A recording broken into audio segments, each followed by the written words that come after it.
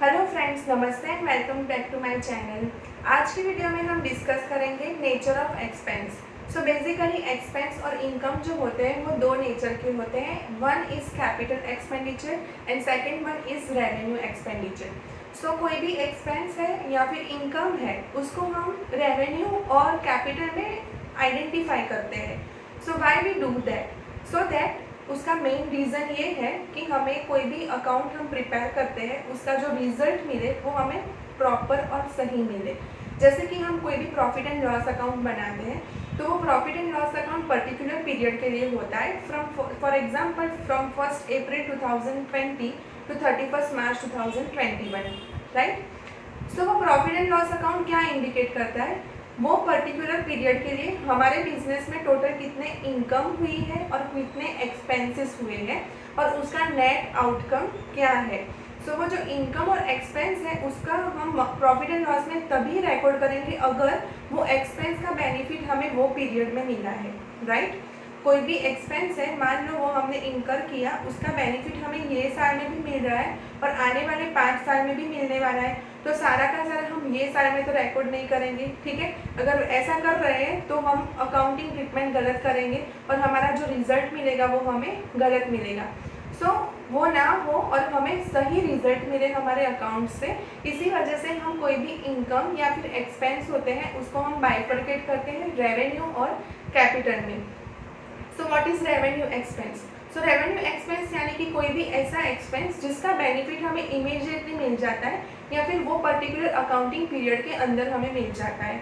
So for example मान लो मेरा business है, ठीक है, और मेरी जो बिजनेस प्रीमाइसिस है, मेरी फैक्ट्री है, वो मैंने रेंट पे ली हुई है।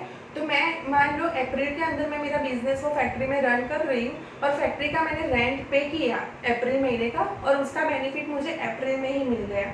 मई का रेंट पे किया, मई में उसका बेनिफिट मिला। जून का मैंने रेंट पे किया और जून में मुझे उसका बेनिफिट मिल गया। सो वो एक्सपेंस जो है उसका बेनिफिट मुझे वो पर्टिकुलर अकाउंटिंग ईयर के अंदर मिल रहा है, ठीक है, या फिर मुझे इमीडिएटली मिल रहा है। तो ऐसे एक्सपेंस को हम क्या बोलेंगे? Revenue expense. Revenue expense are such expense out of which the benefit can be generated immediately और within that year. For example है सैलरी का एक्सपेंस। मेरी फैक्ट्री है, उसके अंदर मैंने एम्प्लॉयज़ रखे हैं, उनको मैं सैलरी पे कर रही हूँ, उसके बदले में वो मेरे लिए वो पर्टिकुलर पीरियड में काम कर रहे हैं, उसका मुझे बेनिफिट इमीडिएटली या फिर वही साल में मुझे मिल रहा है। नॉर्मली हम रेवेन्यू एक्सपेंस क्यों करते हैं? तो हमारा जो बिजनेस है उसको डेली ऑपरेशन में रखने के लिए, डे टू डे उसको ऑपरेट करने के लिए। सो ये बात हो गई रेवेन्यू एक्सपेंस की। Now let's come towards the capital expenditure. So capital expenditure क्या होते हैं? जैसे कि रेवेन्यू एक्सपेंस का बेनिफिट हमें तभी उसी साल में मिलता है, कैपिटल एक्सपेंस है उसका बेनिफिट हमें वो साल में तो मिलता ही है पर आने वाले फ्यूचर के कुछ साल और में भी मिलने वाला है, मोर देन 1 ईयर। जिस एक्सपेंस का बेनिफिट हमें मोर देन 1 ईयर के लिए मिलता है वो सारे एक्सपेंस को क्या बोलेंगे हम? Capital expenditure. सो बेसिक सा एग्जाम्पल क्या है उसका? फिक्स असेट का हमने परचेज किया या फिर उसके अंदर एडिशन करवाए, हम हमारा बिजनेस चला रहे हैं। फॉर एग्जांपल मेरी फैक्ट्री है और वो फैक्ट्री के अंदर मुझे यूनिट्स को प्रोड्यूस करना है, उसके लिए मैं प्लांट एंड मशीन फिट करवा रही हूँ, या फिर उसके अंदर हम मान लो कोई फर्नीचर परचेज कर रहे हैं, एसी परचेज किया, कंप्यूटर इक्विपमेंट परचेज किया, जिसका बेनिफिट मुझे ये साल में भी मिल रहा है पर आने वाले और भी साल में मिलने वाला है। सो वो सारे एक्सपेंस को हम क्या बोलेंगे? Capital expense, right. दूसरा उसका एग्जाम्पल है कोई भी ऐसा expense out of which earning capacity of my business is increased. ये क्या होता है? मान लो मेरी फैक्ट्री है, उसके अंदर जो प्लांट एंड इक्विपमेंट मैंने डाला है उसकी जो प्रोडक्शन कैपेसिटी है वो पर डे वो 16,000 यूनिट प्रोड्यूस करता है, ठीक है। 16,000, मान लो हमारा चॉकलेट प्रोडक्शन का बिजनेस है तो पर डे मेरी फैक्ट्री में 16,000 चॉकलेट का प्रोडक्शन हो रहा है, राइट। अब मैंने वो मशीन के अंदर कुछ ऐसा एडिशन करवाया या फिर चेंजेस करवाया जिससे मेरी मशीन की जो प्रोडक्शन कैपेसिटी है वो 16,000 से बढ़ के हो गई 20,000। तो ये एक्सपेंस जो मैंने किया उसका बेनिफिट मुझे तो ये साल में भी मिल रहा है, आने वाले साल में भी मिलेगा, और जो मेरी इनकम है वो बढ़ रही है, मेरी इनकम अर्न करने की कैपेसिटी क्या हो रही है? बढ़ रही है। या फिर ऐसा हुआ कि मैं वो एक चॉकलेट जो है वो प्रोड्यूस कर रही थी पहले 10 रुपीज़ के अंदर, उसकी जो प्रोडक्शन कॉस्ट थी मेरी 10 रुपीज़ थी। अब मैंने मशीन के अंदर कुछ ऐसे पार्ट्स चेंज करवाए जिसकी वजह से वेस्टेज कम हो रहा है, अब वेस्ट कम हो रहा है तो उसकी कॉस्ट कम हो गई, अब वो मुझे 8 रुपीज़ में ही वो पड़ रही है चॉकलेट, राइट।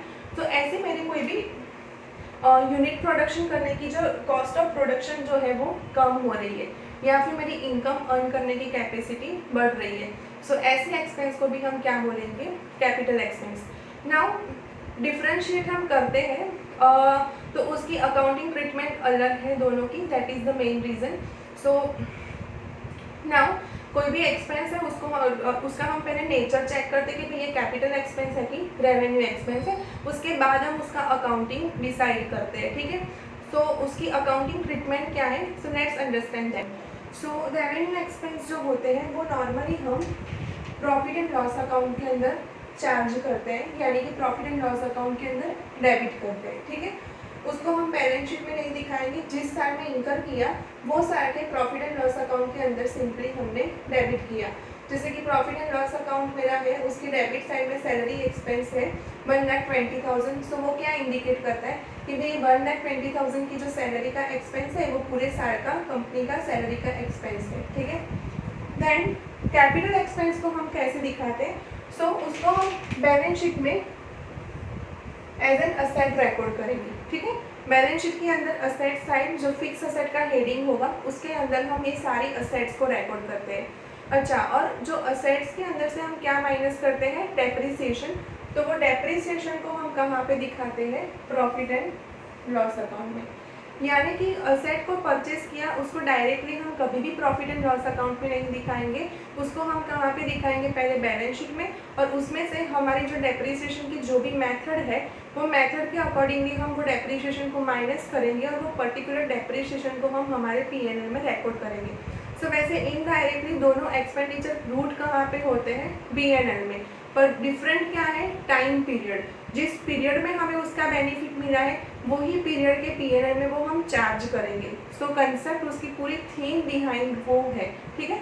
नाउ एक्सपेंसेस जो रेवेन्यू एक्सपेंस जो होते हैं वो नॉर्मली कैसे होते हैं, रिकरिंग, यानी कि एक लगातार वो बार बार वापस से इनकर होते रहते हैं। जैसे कि सैलरी हमने अप्रैल महीने में भी पे की, मई में भी पे करेंगे, जून में भी पे करेंगे, तो वो एक्सपेंस रिकरिंग होते हैं, सालों साल होते हैं और हर महीने में वो रिकर होते हैं।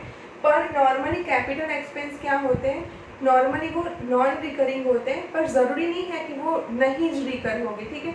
मान लो कि मतलब हमने एक साल में पूरा प्लांट हमने डाला है, अगर बिजनेस अच्छा रहा, ग्रो कर रहा है, तो दूसरे साल में भी हम दूसरा प्लांट परचेस करेंगे, वही साल में हम एक ही साथ दूसरे प्लांट ऐड और मशीन ऐड करते जाएं।